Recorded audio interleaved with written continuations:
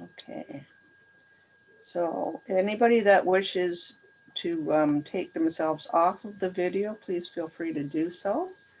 There's just a few rules that we're going to be following right now. And in order for everyone to be able to hear the conversation, I'd like you to mute your buttons. And I will have control of that as well. I will be monitoring the chat section. So if you have questions, please feel free. The questions may be answered at the end, but if there's impertinent questions for the demonstration, we'll get those going. So please stay till the end of the gathering. There will be a short online poll that we ask you to fill in. That helps us with our grant. So at this point, I do have welcome Irene Gut, but I'm going to welcome our president, Joan Holtze.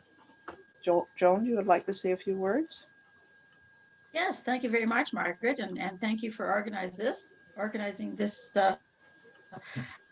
virtual event. We're very pleased to have these courses that are sponsored by our grant from New Horizons Seniors Grant. So that certainly helps with our programming for our year. And it is my pleasure to let you know that British Columbia Women's Institute are the instigators of this program and learning episode. So I will just hand it over to Jill, who is our provincial representative on the FWIC board, and she will introduce the instructor and we'll go on with our program. So thank you, ladies, one and all, for joining us, and enjoy the program. Jill? Thank you, Joan.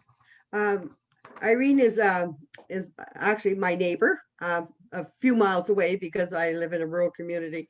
She was born and raised in Switzerland, and she moved to northern BC, which is Cecil Lake, BC, in 1995. And she learned to embrace the quiet beauty of the land, and it gives her inspiration when she walks through the hills and valleys of our beautiful Peace River area. Irene has always loved to draw and paint and is a self-taught artist. Once she came across the encaustics, she took several workshops from renowned artists and learned a lot more about the process. Irene likes working with wax. She finds it relaxing, satisfying, fascinating, and yes, sometimes frustrating and challenging. She is working in the encaustics, which is painting with beeswax, because she loves the versatility, the feel, the smell, the vibrancy of the pigmented wax, and she appreciates that nature provides her with this wonderful material. It has so much to offer, and if we look closely and take our time while being outside, one discovers a wealth of treasures, which she will show you as she gives her demonstration. Irene, we welcome you here today. Oh, yes, thank you. And thank you for having me here. It's exciting, but I'm a bit nervous and haven't done. That's a first for me to do a workshop or demonstration over Zoom. But I taught many classes in person, so I just pretend you are all here with me, and so and then we'll go from there. So I don't know, would you like just Jill or Margaret, shall I just start and that's it, or is there anything else? You're welcome to start, and if there's any questions that come along, then we'll let you know. The message is being recorded, is on screen, so that has to stay that way, Liz. I don't have any control over that. Mm-hmm. And we have a hello from Bedford Midlands in the UK. So please go ahead, Irene. Yeah, I just wanted to say hello to my friend in Greece. I did see she is on, Margarita. So hi, I just don't see you right now, but somewhere you are. Oh, there. Hi, Margarita. Nice to see you. Okay, and I'm gonna turn around my laptop and then so you let me know and ask questions at any time if I should stop talking or just ask and let me know if you can see what I'm doing. And about encaustic. Encaustic is actually one of the oldest art forms there is. It started before people would paint in oil or acrylics. And it was the Greek and Egyptians. It's more than 2,000 years ago that they would paint with wax. So it came to be that the Greek would seal their ships with wax to make them waterproof. And then they discovered, well, we could actually add some pigments and make it colorful. And then the Egyptians started to paint murals and all that with wax. And there are still paintings from 2,000 years ago in museums all over the world. And they look the same as they did back then. So wax is a very durable material that it will not fade or deteriorate or anything like that. It's quite cool. And it has a special vibrancy to that, and that's what drew me in when I started to paint with wax. I didn't know about it till about 10, 12 years ago, and then an encaustic card was given to me, and I was just fascinated with it, and I wanted to know more how that was done. And it was actually a cousin of mine, and then she was in Switzerland. The next time when I went back to Switzerland, I did visit her, and she had to show me all about it. And I came back to Canada, I Googled, and I found a lady who sold all that material. She was down in southern BC, actually in Penticton. So I ordered everything, and I started, and I ordered books and DVDs, and I taught myself the encaustic and the iron process. And then later on, because encaustic is so broad, you can do so many different things with beeswax. I started painting on wood as well, which is a totally different approach than what I'm gonna show you today.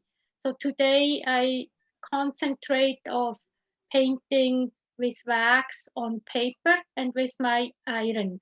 And it is totally safe. There is no health issue with that. Whereas if you paint bigger and on wood, there you have to have good ventilation. It can affect your lungs, and that's why I'm not teaching that. But what we are doing today is totally safe, and we are using like wax blocks like this. They have colored pigments in them, and they are actually imported from Europe, from the Netherlands, but approved by Health Canada. So it's really no danger in that. If we work with wax, it's always, we don't want to overheat it. So if there is any steam, then that's a sign, if you see smoke, that it is too hot, and I want to turn down then the heat of my iron. And some very few people I came across are a bit sensitive. Sometimes you can, the eyes maybe start watering, but it's like I taught it to so many, and it's not a big issue. Okay, and now I'm gonna turn around my laptop, and then we'll see. Hopefully you can see my workspace.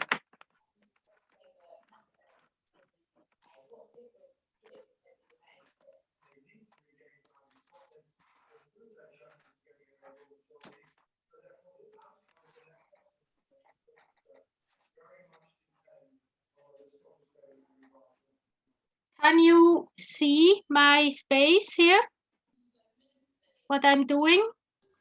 Yes, we can. Okay, so here, this is my iron, how it comes out of the box. This is the handle, and I will attach this. And it's my encaustic iron. It's a special iron. It's sealed all around. There is no holes, so no wax can get into it and cause a shortage. And it keeps the temperature steady. It's not like when you iron your clothes, that iron will turn on and off all the time. This one just keeps the temperature. It has a dial here. I don't know if you can see. And it goes from off to low and then to high.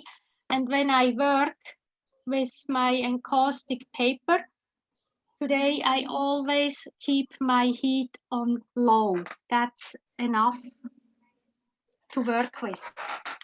Right now I haven't plugged it in, so it will be hot enough to give you a blister. So once it's hot, I have to be careful not to touch it here. Did it a few times, but if I want to check the temperature, I don't do this. I rather put it on, iron a bit, and then I feel if it's warm. It only takes a minute or two to turn it on. So this is the encaustic iron I work with.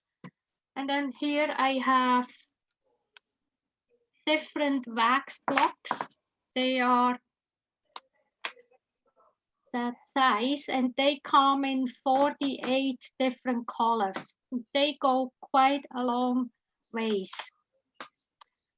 And it's not pure beeswax, I have to say, because pure beeswax would be too soft.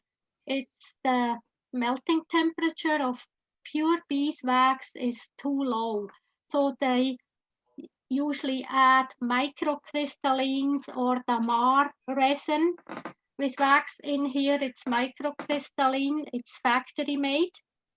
I do make my own encaustic medium if I paint with wood, and then I buy beeswax filtered with charcoal filtered beeswax, and I add my own damar resin to make it harder and to raise the melting point. But they are ready-made and very actually handy, and so many beautiful colors. So that's the wax. And then here is my paper.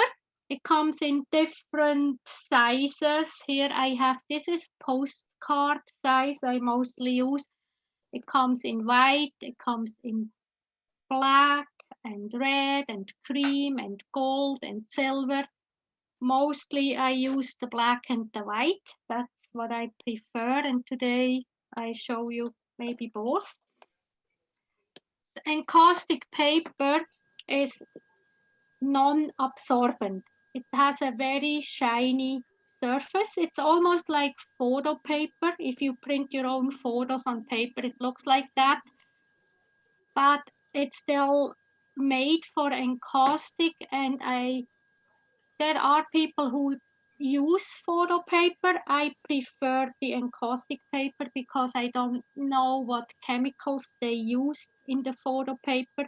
And if I apply heat to it, again, there could be fumes I don't want.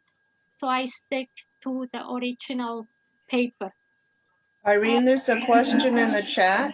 What kind of resin do you add to the beeswax?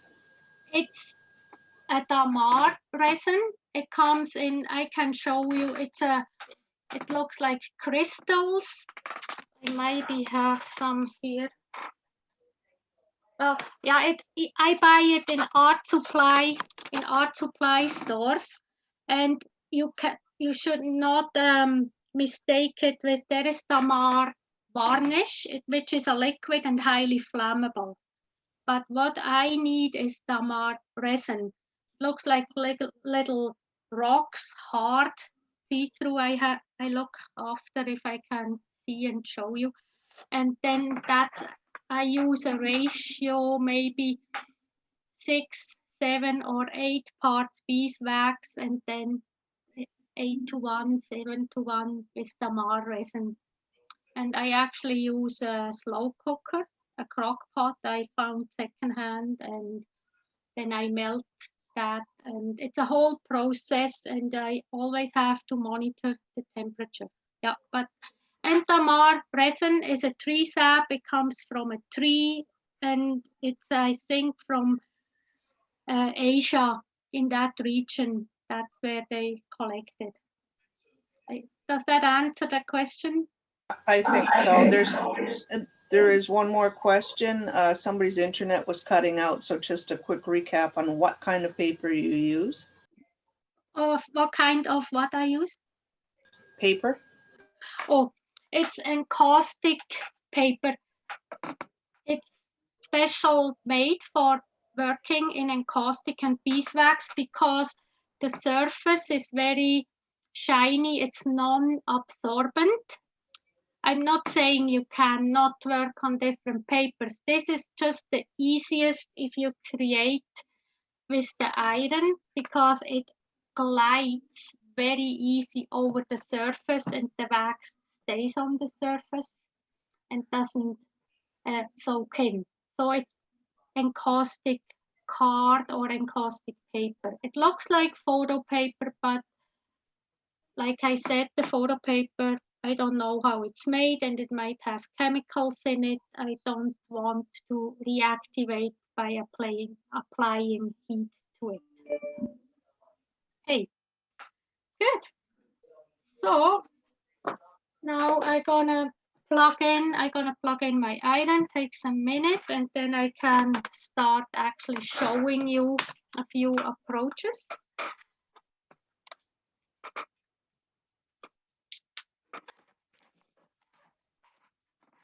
Maybe while I'm doing that, here is another tool I use in combination with my iron.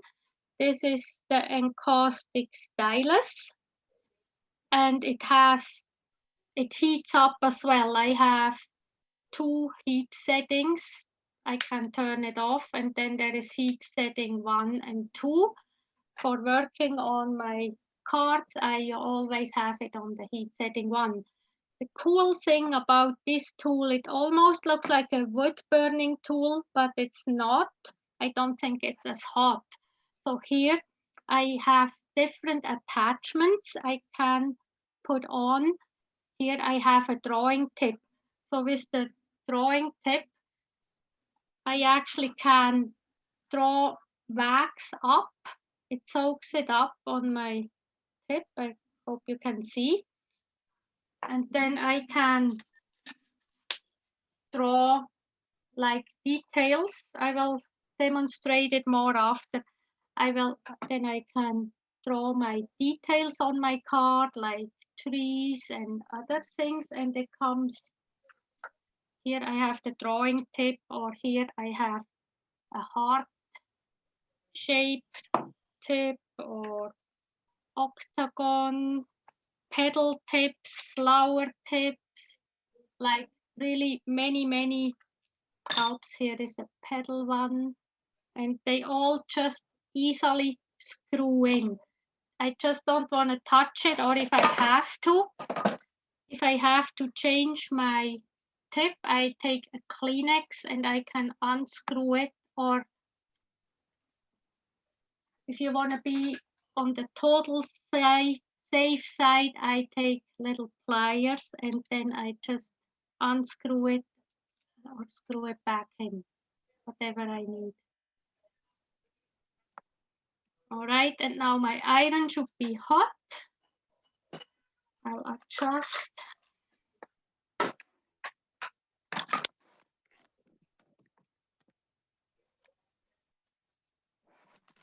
Sorry.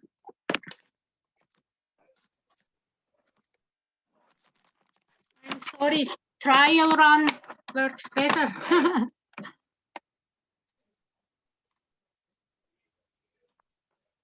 Okay, can you see now where I am?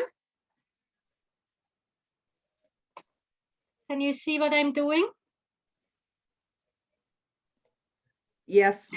Yes. Okay, okay, good.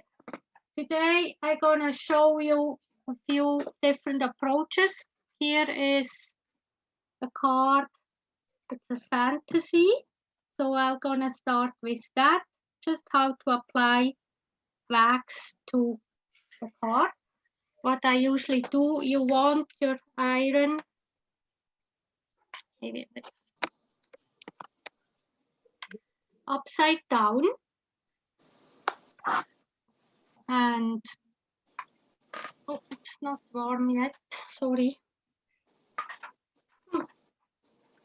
Sorry about that.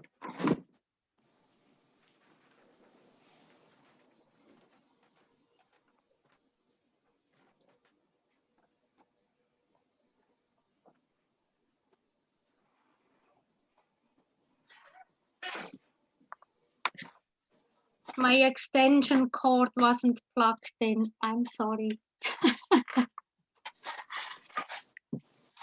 I maybe can quickly see if I see the Damar resin.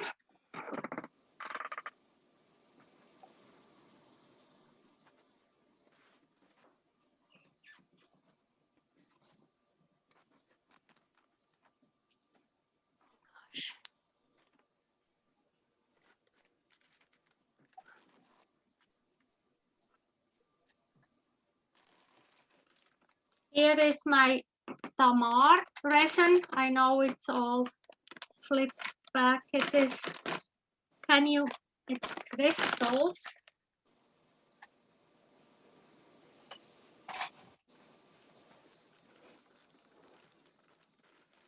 And I order it from art supply stores. This is R&F. It's a Encaustic Art supply store. It comes out of the US. It's a big one there. Okay.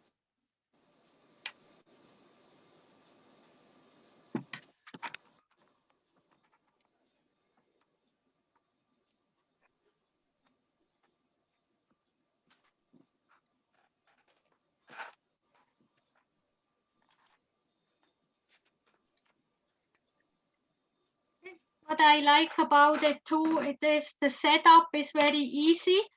I have a pad here. It's just copy paper, old ones I use from my printer. And that's what I have. I have paper towel to wipe my iron and set it down. So that's always beside my workspace.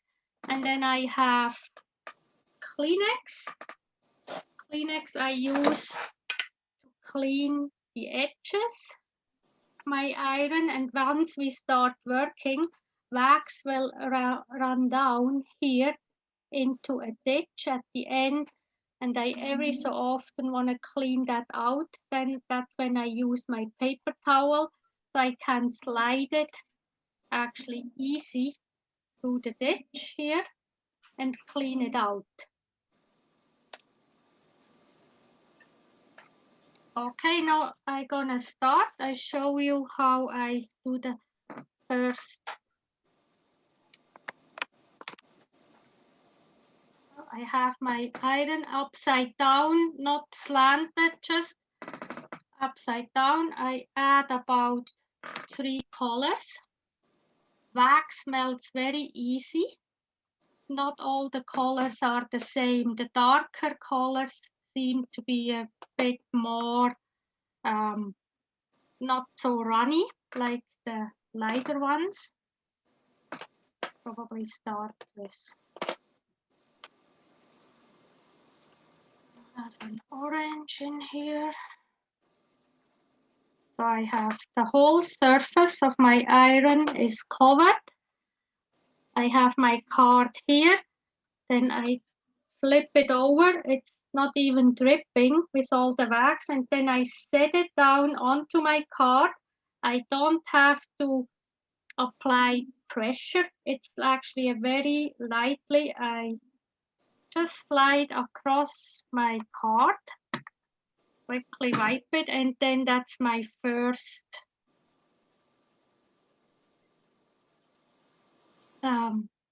go at it, and it's almost the whole card is covered. If not, it is not a big deal. I just reapply some more wax. I go back in, and if I want to add more color, I can add now to my iron a little more. I go back in, set it down, lift it, and then I already have very cool pattern here. So this is called when a suction cup, or I can go back and forth, and it almost looks then a different pattern again, like fish. And you see, I don't need to reapply wax all the time. I really can work with what I have from my first application. I can also use the edges of the iron. If I go in and I use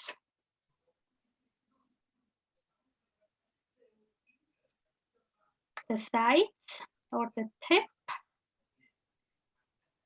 and I can make like grass-like. Is it okay if I show it like that? Looks good. Okay, everybody can see it? Yeah, it's hard for me to see on the small screen how it shows. And okay, so I can go back and forth and turn.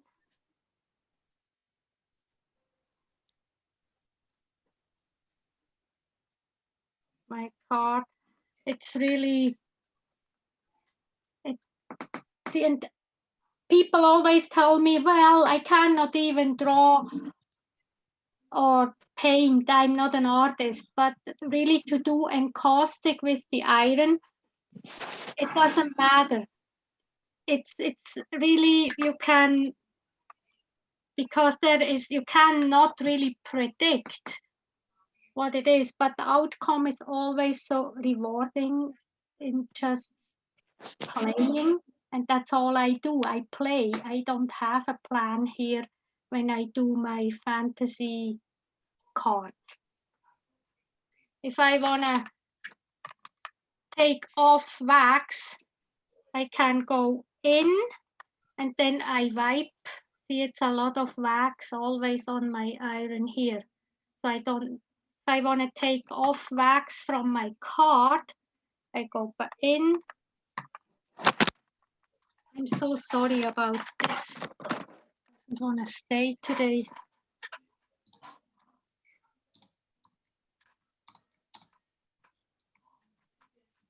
Okay.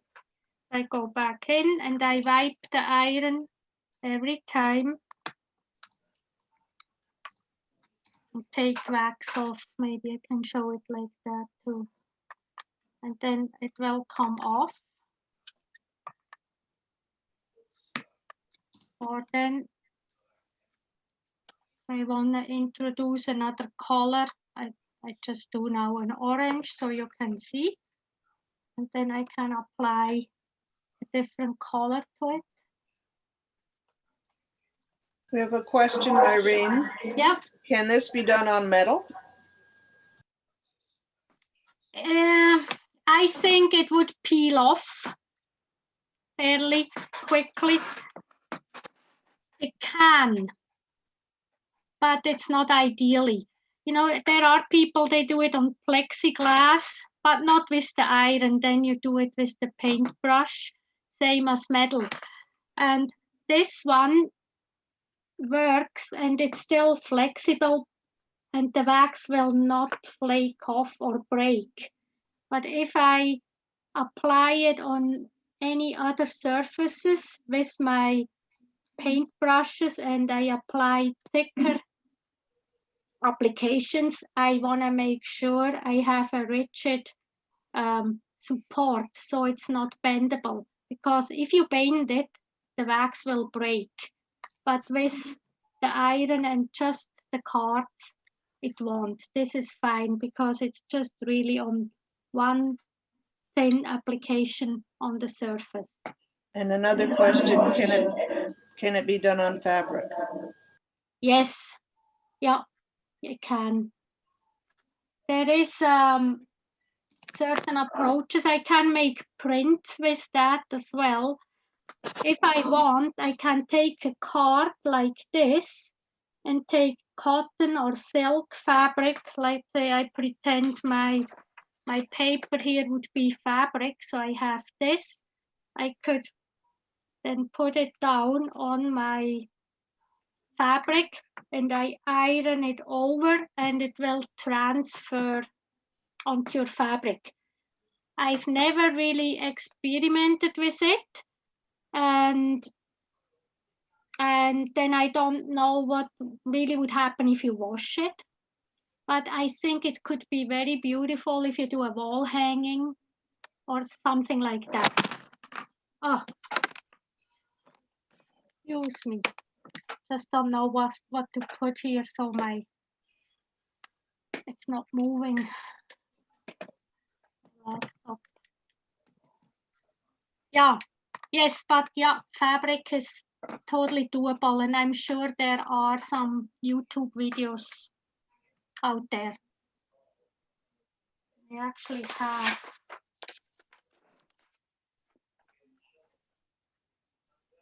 Hey.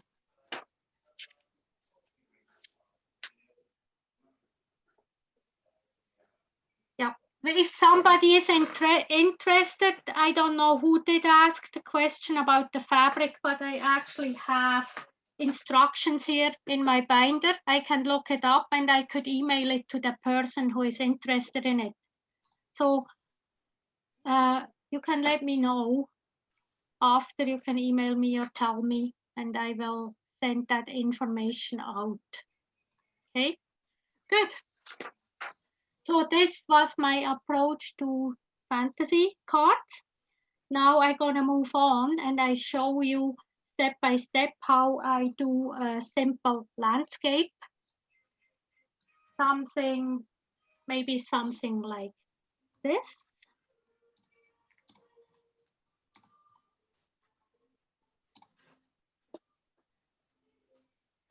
So I take another paper here, a clean one.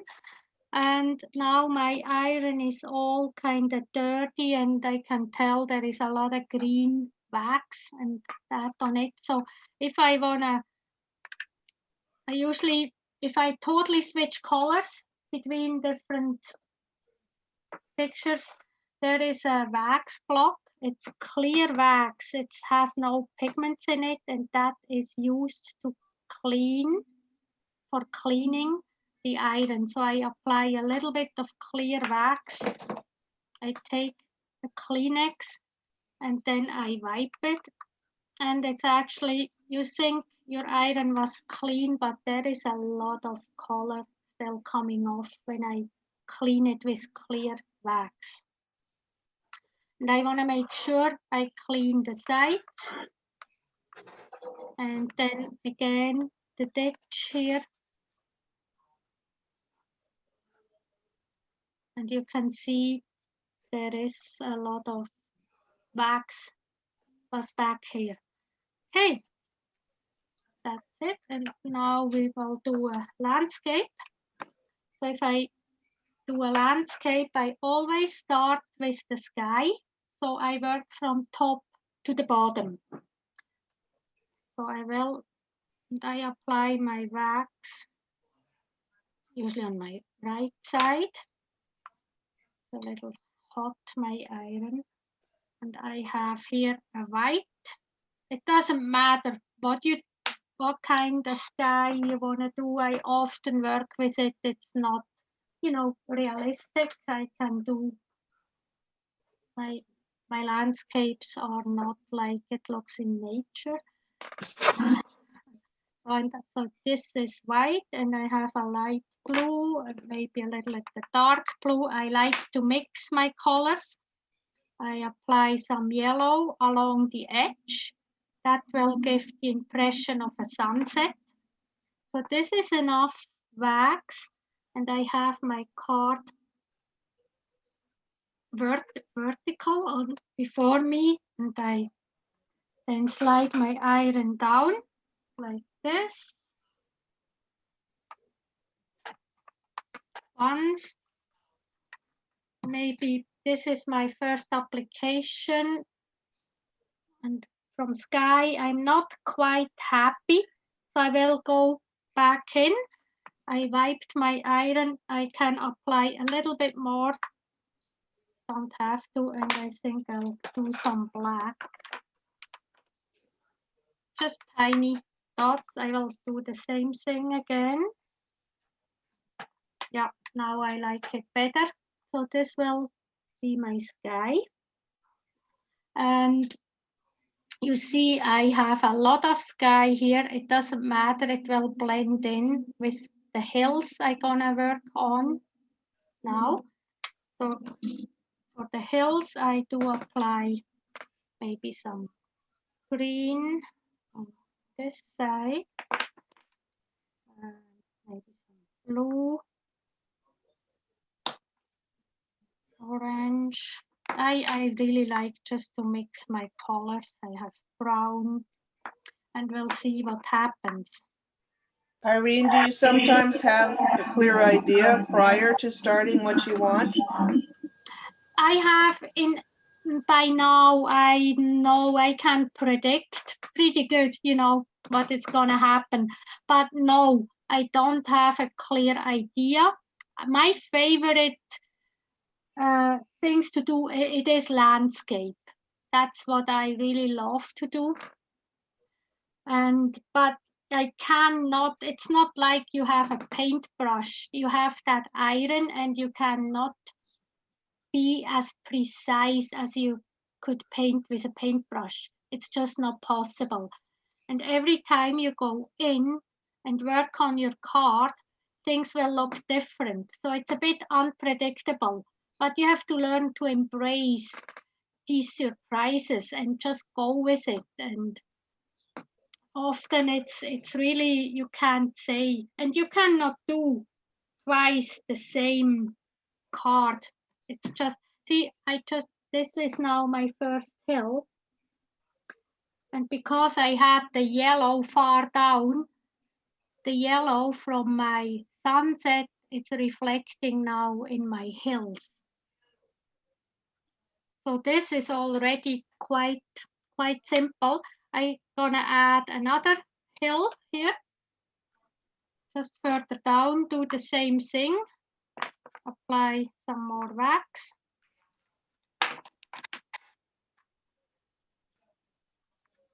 Go back in and do some more hills. So now I have a few more. Now once this is the base for when I keep going. So I still have not a lot of wax on my iron, but a little bit. Now I wanna give some impression here, maybe grass.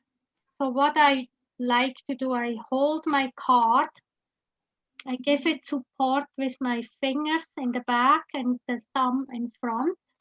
I hold it like this, and then I dab it with the iron. I go back in and I dab it on, and then it looks like grass. And if I want to have it colorful, I need maybe some red or purple. I add this to my iron.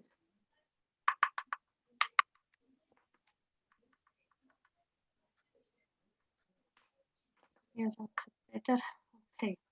Then I go back in.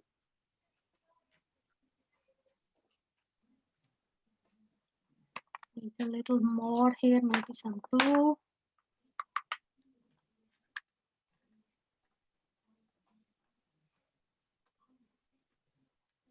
Now I have more colorful.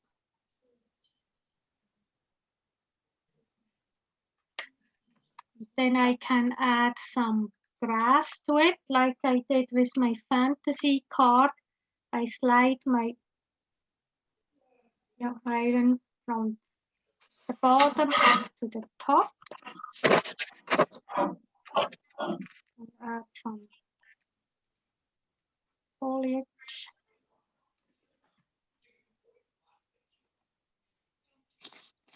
Like that. Or I will add some birds in the sky.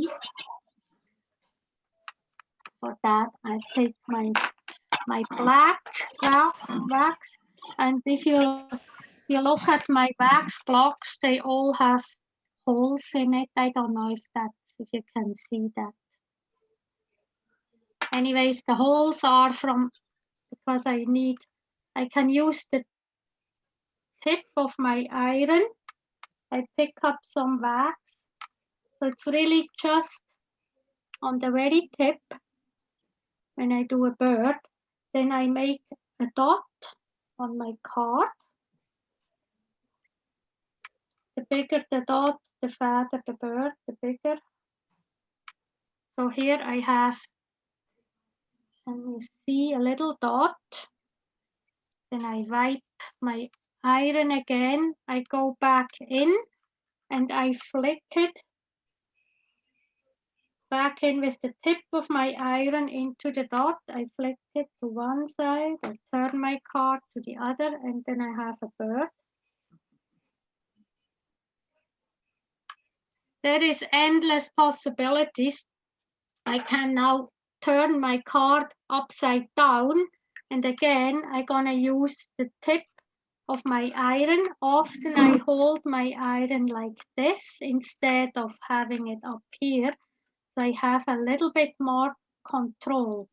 Just always be aware it's hot around it, so don't go down with your fingers. I can then actually make a tree like this. I pull the wax I already have on my card. I can pull it up with the very tip of my iron.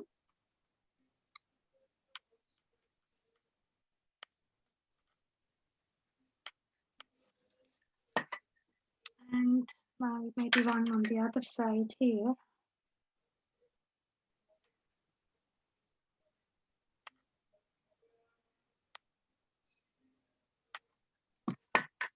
So I have some trees on here, very simple. So this is all done with just with the iron. If I wanna have maybe a spruce tree, I can use my stylus, and I gonna put then you can see the stylus now. I throw it up again, the wax, and then I start doing my little tree here.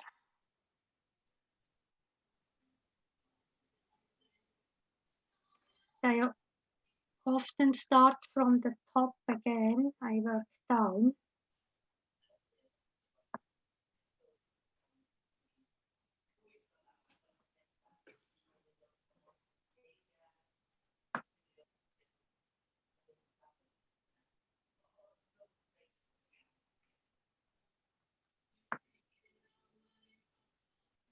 Does any of you know that? Did any of you do it already? I know Sue in the UK did. She makes wonderful cards already. Anybody else who does it? Or is it all new?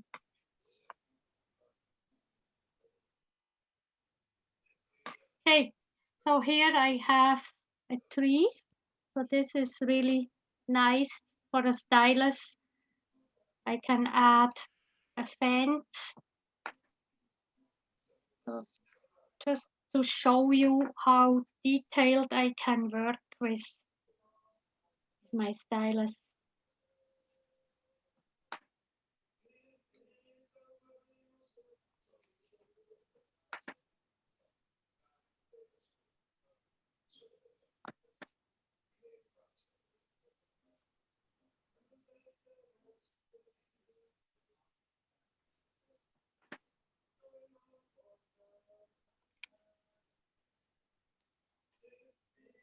here. Okay, so this is one approach for landscape. There is many others. And the next thing I actually wanted to show you is I can use stamps. Here is an example of when I use stamps. So the dragonflies, that's a stamp. Or here I have an eagle. This is a stamp because a lot of people do have stamps at home from making cards and crafts, and you can totally use them with encaustic as well. So if I do a stamp card, say I'll do a little fish maybe today. What I wanna have is I have an ink pad, and what is important that it is a dye ink or it says dye ink or it says archival dye ink. That's what you want, because there is different stamp pads, but if you use the archival dye ink, that's the best. It has the most vivid color and it doesn't smear. So that's what I use. So I will, and I apologize, I just noticed mine is a little bit dried out. I haven't used it in a while and I don't have an extra one here, so I hope it works.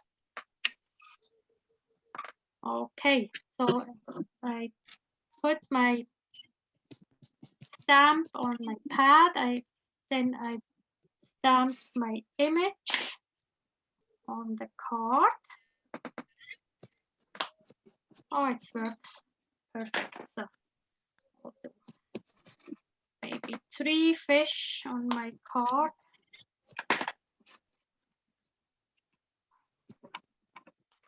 And because it's dye ink, it takes a while to dry, so it's still wet. If I would go over it now with my iron, it would just smear. To speed up the process from drying it, I actually take Kleenex and I put it on my image, and then I just iron over it, and that will just dry it up. And now it's already dry and I can start working.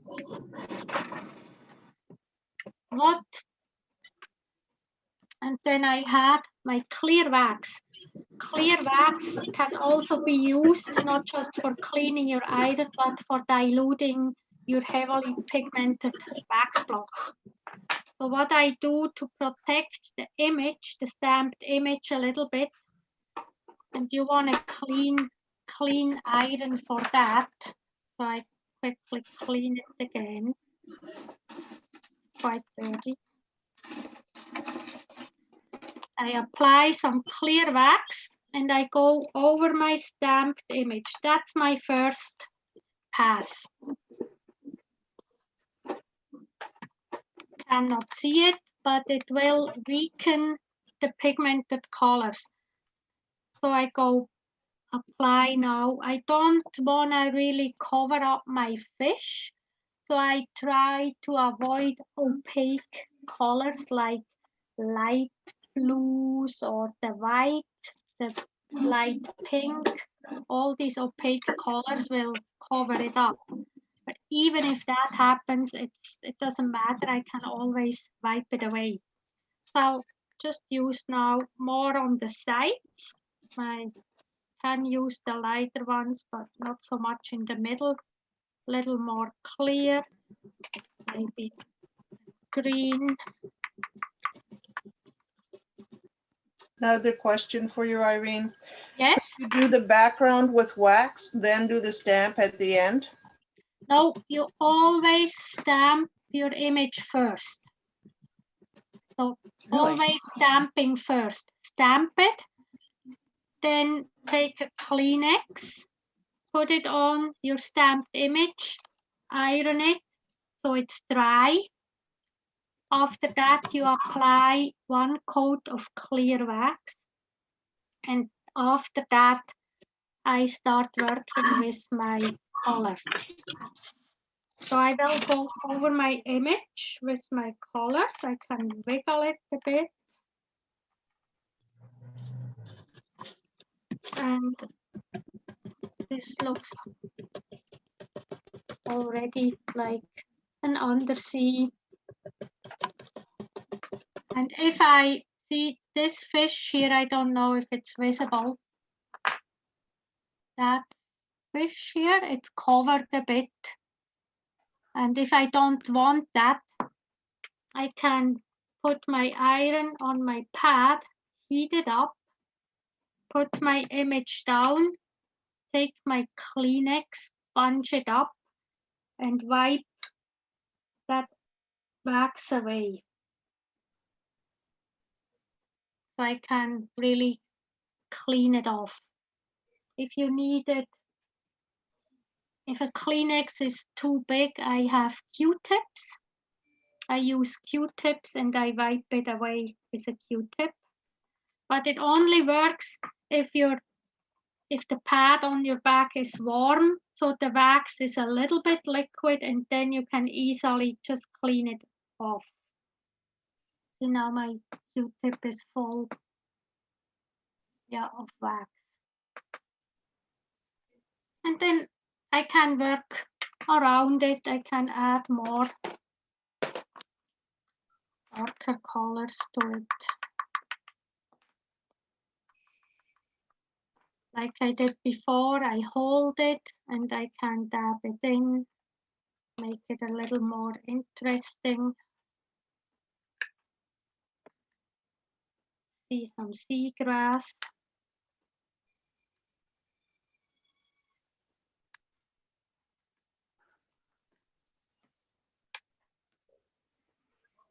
Go.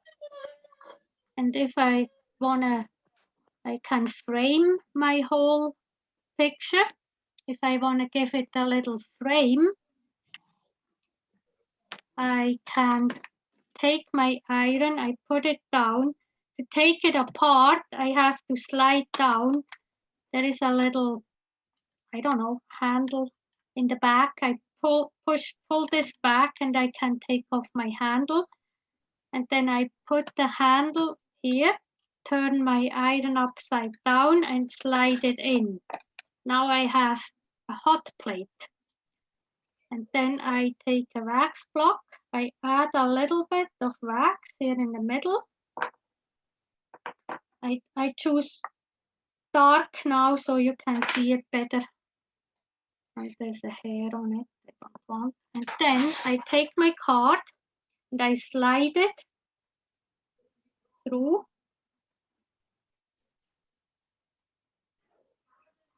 And that gives it a very nice frame. So now you can see how it's framed. Then I clean my iron, take it apart again, and put it together. Often if I don't want to take it apart, I just hold it upside down. I do the same thing. I hold it and then I slide my card like that. So it works both ways.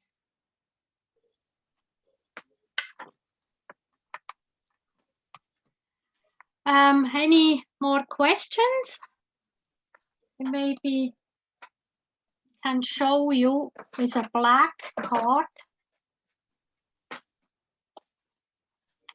Here, this is a black, and dark colors don't really show up on black, so I like to use lighter colors, or if I do darker ones, like a blue or a dark green, I add white to it. That really makes them pop.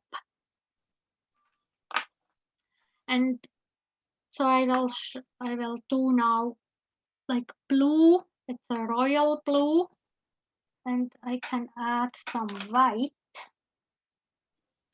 Here is my white. And go. And I'll just show you. Will be a fantasy one, like random. Maybe do some yellow.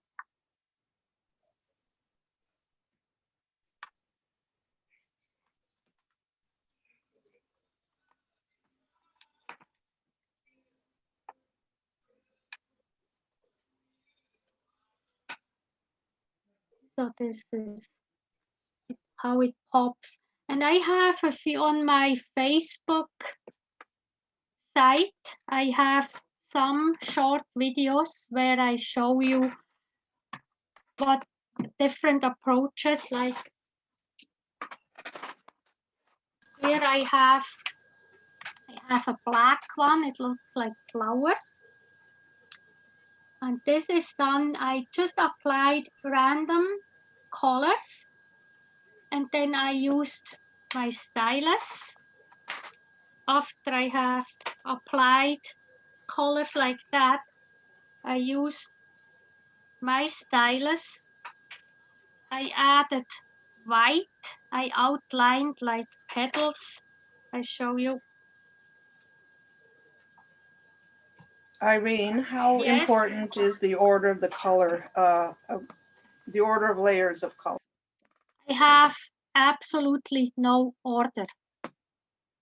There is no rule. I never did that. The only thing what I do, like I said, if I do a landscape, then I start from top to bottom. And because it's when I have a sky, I want to be happy with my sky, and then I keep going. Because it's very hard to go back in and fix that once you have everything else on the bottom done. So you want to be happy what you did on top before you keep going and do the rest of your card. But choose colors, no, there's no rhyme, no reason, no rule. Everything goes.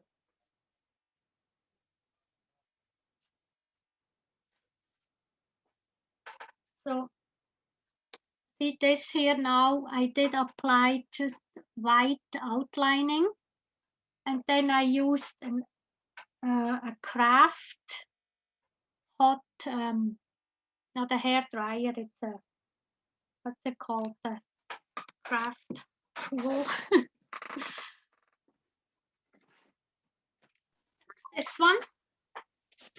And then I can actually, with the hot air, I can manipulate that wax and make it flow. And then it gives it this cool, patterns. Here is a bigger one I made. Really neat. So this would be a video you can watch on my Facebook page. And I made another approach is you can use napkins with your encaustic. I made a lot of Christmas cards actually, where I used images from napkins like this. See the little gnome? That was a napkin. Napkins are usually 3-ply, so you want to make sure you take that apart and only use the top layer of the napkin. So I just cut out the gnome, and then I created the background from my card. I put the napkin on, and then I applied clear wax with my stylus and the stylus attachment. I had a small iron attachment. See, this is it looks like the iron, but just small. And then I went I applied clear wax and smoothed the whole thing down, and that's how it sticks to it, and it's really cute. So I probably will make some like Easter cards with bunnies like that, or stamps. So a lot of things. So this is a very quick introduction to encaustic anti-iron. And if you want to know more about it, I could write down, the sources where you find it, or who you could look up on YouTube. There is so much information out there nowadays, endless. Some is good, some is not so good, but I could tell you like who is good to look up and you could learn from. There are books out there. I myself started like, I sell all these supplies, but just in Canada. And it was never my goal. It just happened, I got thrown into it from the lady who did it previously. And I never dreamt of doing this really the way I do it now. I just started at home, and then I went to a craft sale and people just loved my cards, and that's how I figured, maybe I should start teaching it. And because nobody 10, 12 years ago, nobody knew about it, what it is and how it's done, and this was my advantage. And then, like I said, I soon started looking deeper into it, starting to paint on wood. I can show you maybe a big painting I did on wood, and it's mixed media. I printed my own papers. I took tissue paper, I printed it with wax, and that's what I used then to make my inukshuk. I show you that painting just to see what's possible with what's all possible, not just these little cards, but bigger. I'll turn my computer quickly.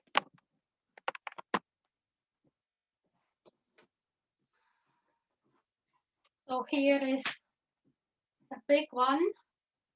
I will come closer to show. So this is big on wood. It's cradled wood panels. It's on birch wood. I buy it.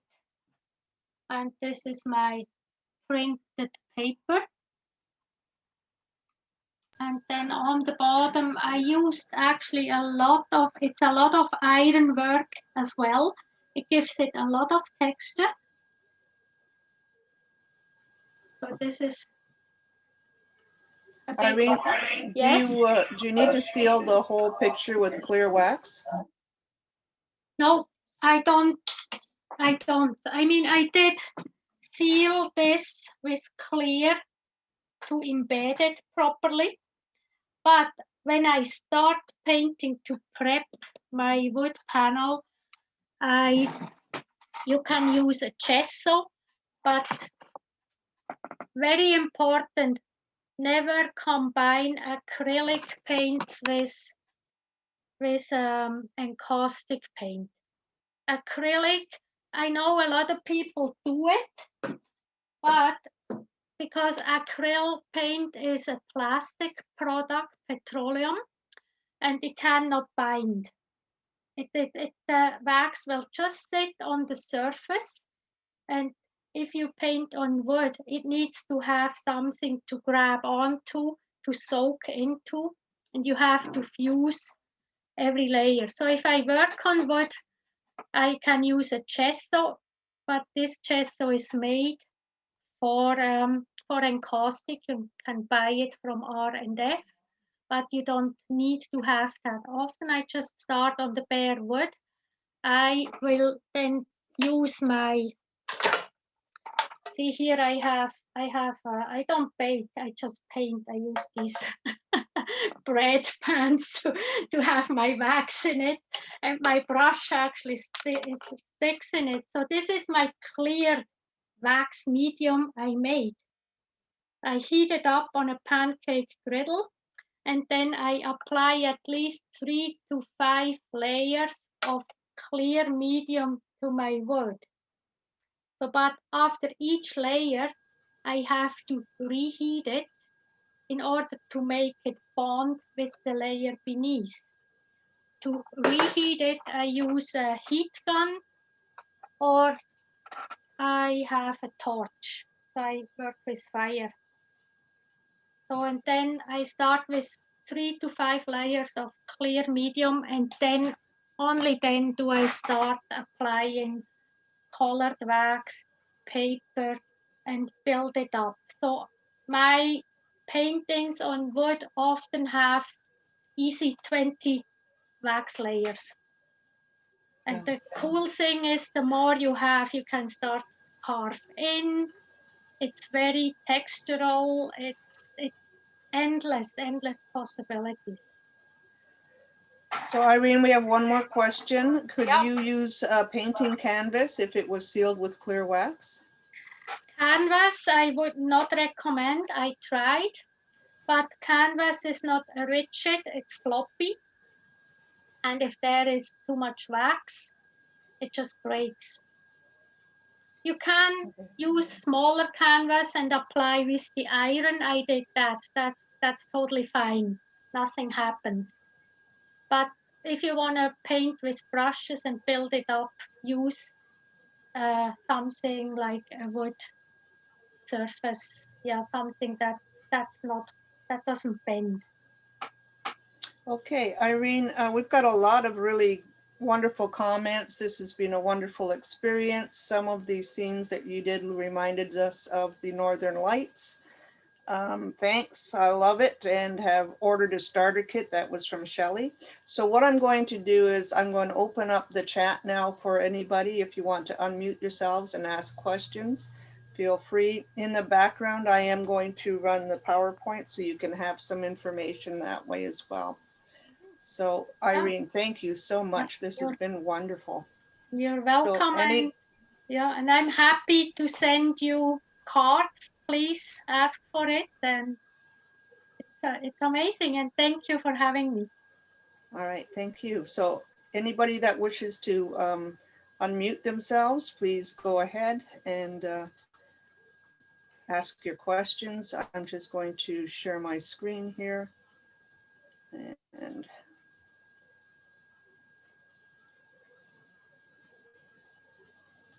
someone commented you have a starter kit. So is that on your Facebook page then? I have my business page. It's actually Exploring Encaustic. Okay, that's. Shall I spell it, or? I think that's what likely Margaret put on the chat. Thank you. It's exploringencaustic.com or .ca.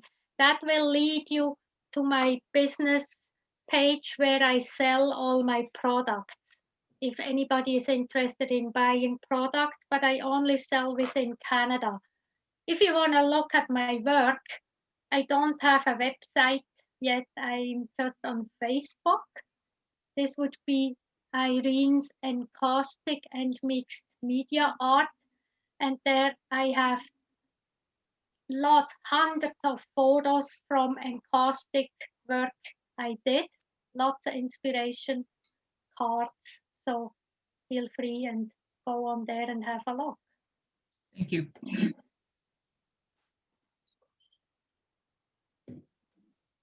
so we have the information on the screen here as well.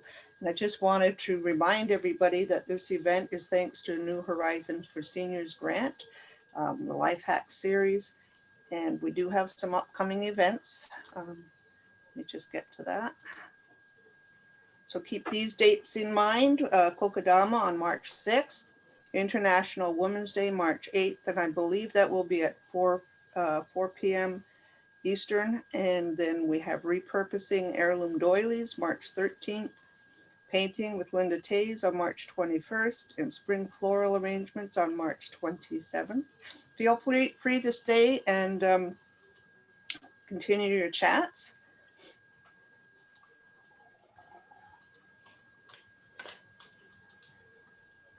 Oh, there we go.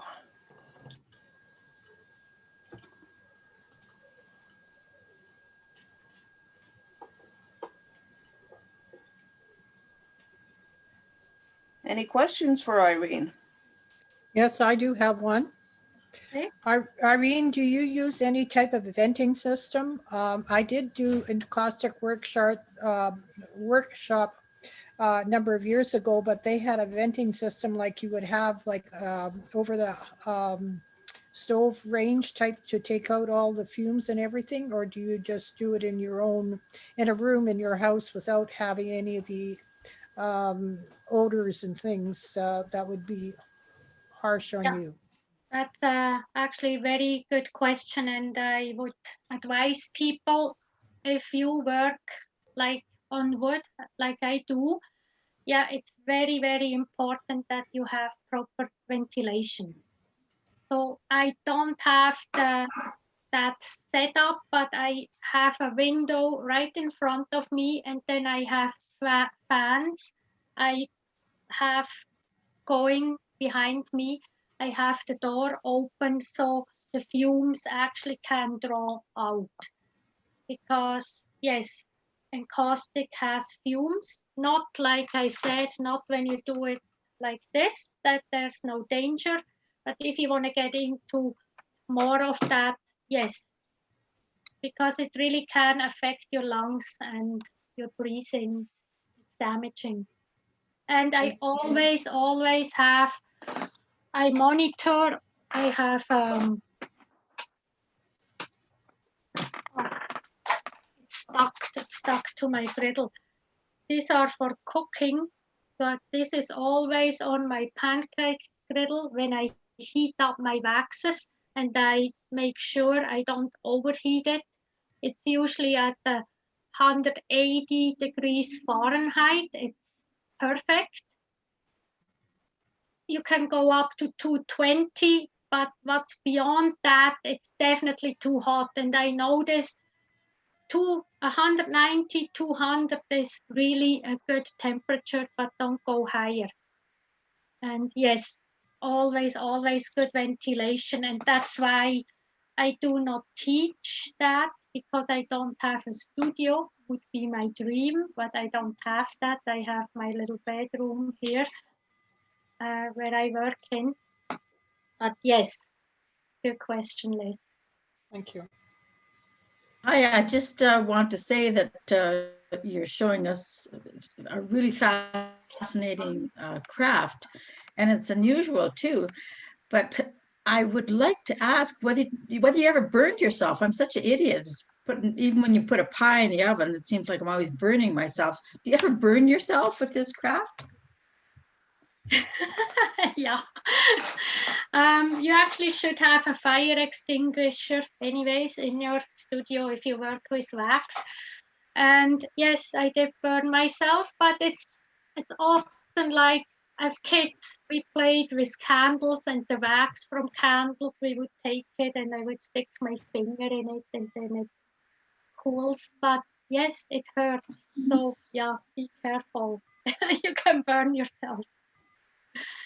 Yeah, and the surface I'm working on my table, I actually have, when we put in our wood stove in the basement, we needed this fire retardant. I don't know, it's not drywall, but it's really, I don't know what's the name of it. I don't know if you can see. Here, this is what I work on. Oh, now you can't see it. Oh, maybe. That looks like maybe cement board. It's kind of like that. So this is heat resistant, and it's wonderful to work on. I can, if I have wax strips, I can scrape them away easy, or I use my heat gun, not the torch, just the heat gun. I reheat it and I wipe it away with paper towel. So this is my work surface. Yeah.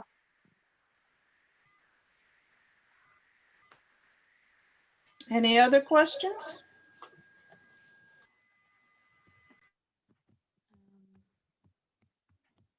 Maybe I can show you. Now this is like a starter set, just to show you. And the price of this, like it includes the painting iron. It has 16 wax blocks in it. It has a metal scribing tool. Yeah, I forgot maybe to mention this. This is a metal scribing tool. I use it to scratch into the wax or to sign my cards.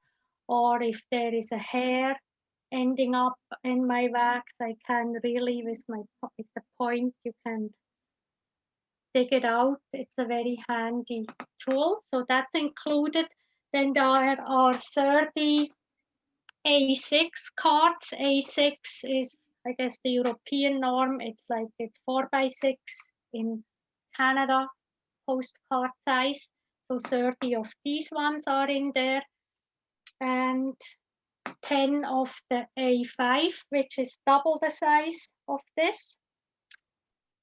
And a little starter guide to guide you how to do it. And a starter set is $96.50. Yeah.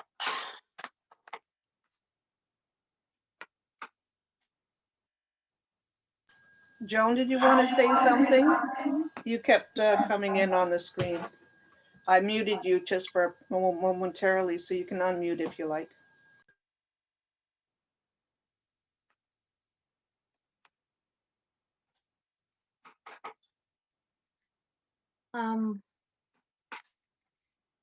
Yeah. So did any of you, like I know Liz did that, anybody else worked with it once or heard of it before? Anita? Yeah.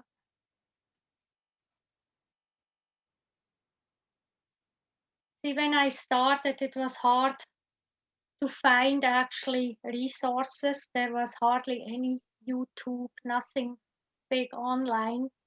So that's why I found books. And there is a gentleman, actually he's in the UK. He started it all. His name is Michael Bossom. And he actually started that in the 80s, I believe. And he had a big part in all the manufacturing of these encaustic tools I use now. And they are made in the Netherlands. And It's quite often on Chanda. Pardon? It's quite often on the craft channels. In England. Yes. Yeah. What is it called? Hochanda something? Hochanda. Yes, he's all on that craft channel. I have chatted with him because I use his material and he's very nice. You know, you can ask him questions and he was very helpful in my process. And yeah, the supplies I sell, they are made in the Netherlands and they are imported to Canada. I do not import them. I buy them from a wholesaler and sell them like that. And yeah, there is encaustichouse.com. It's a website and they have a lot of, I think, tutorials. You can buy classes from them if you want to learn how to do it. There was a chat back. Maya Wenger said that she learned it in Switzerland from a friend, and her children did a 4-H demonstration showing this art form. That's right. And like I said, my first card I ever got encaustic was from my cousin in Switzerland. And that's how it all started. I always liked art, but I didn't know about encaustic at all until I got that greeting card. And then that's when it took off for me. That it seemed to be my medium. I do paint in acrylics too, but my main medium is wax. Well, thank you so much, Irene. I'm going to put the poll up. It's just a couple of questions that will help us with the report for the grant. And if you don't mind going with the poll, I would really appreciate that. Okay, so we can just do that now. Mm-hmm.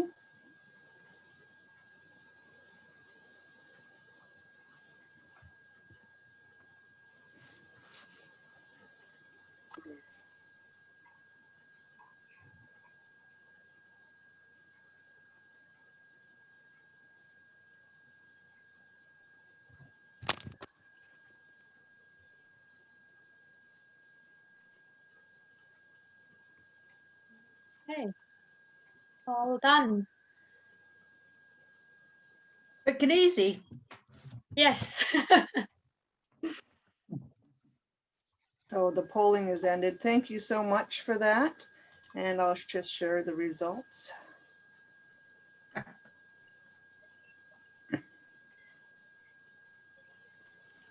That's great. Thank you so much. And I'm going to hand it back to Joan. Joan, do you have anything you would like to end us with? I'll just end with thank you to the organizer, and thank you for Irene, and thank you for everybody for joining us on this Saturday and spending time with us, learning and having fun and passing the time. So have a great weekend, folks, and we'll see you at our next session.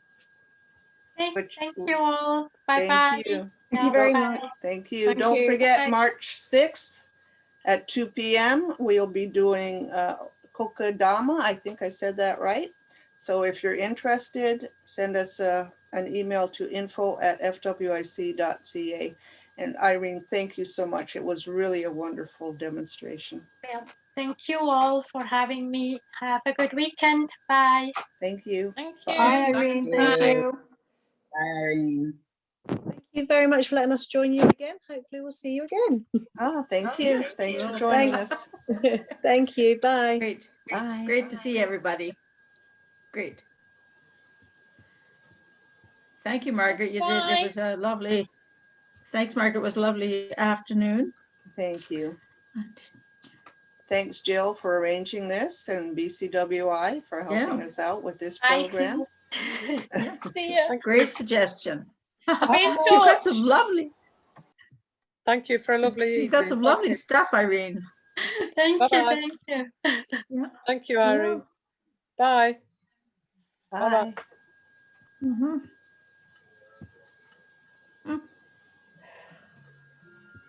My cat's gone to bed.